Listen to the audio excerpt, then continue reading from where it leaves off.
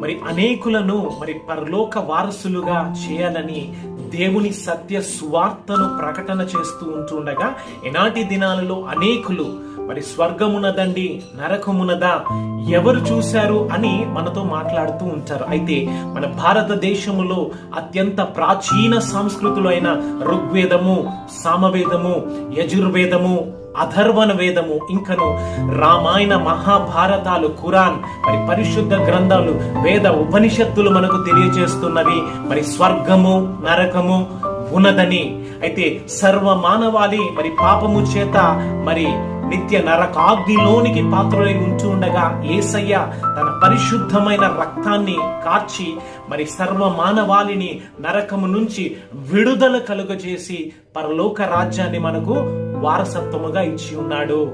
హల్లెలూయా.